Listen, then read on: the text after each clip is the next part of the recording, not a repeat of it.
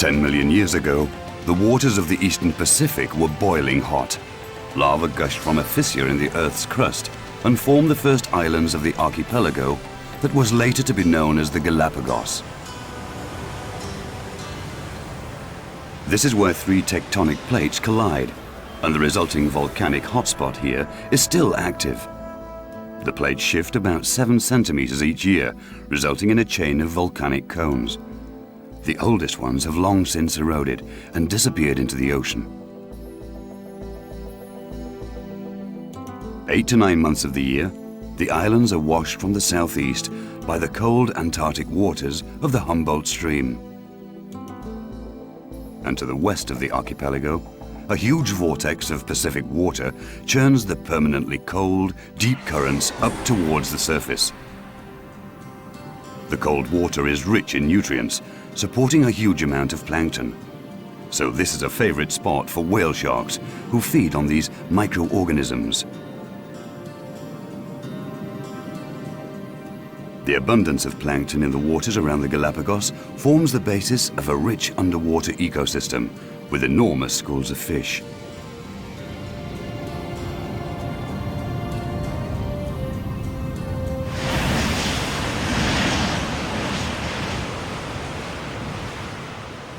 That is why the new, barren islands, 1,000 kilometers from the mainland, were colonized so quickly. Seabirds were soon lured here by the rich pickings.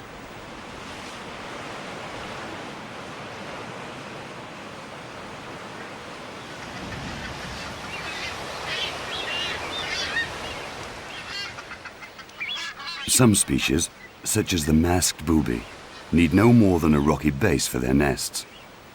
The deciding factor is the constant supply of fish for their offspring.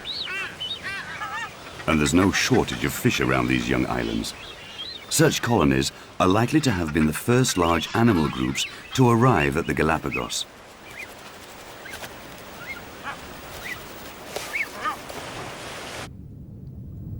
The islands were also well within the reach of the California sea lions, who also foraged in these waters. These marine mammals probably visited the archipelago shortly after the appearance of the very first volcanoes. Seeds were carried by birds in the wind, so the islands were soon covered with carpets of vegetation. This, in turn, offered nesting spots for those birds that do not lay their eggs on bare rock. There is fierce competition between male frigate birds, who can only reproduce if they manage to secure and defend a suitable nesting spot. The females take a long time to decide. The male proudly proclaims his status by inflating his bright red gullah sac. But not every candidate can be trusted. Here is a rather drastic reminder that this spot is already occupied by another couple. The reaction to intruders is suitably ungracious.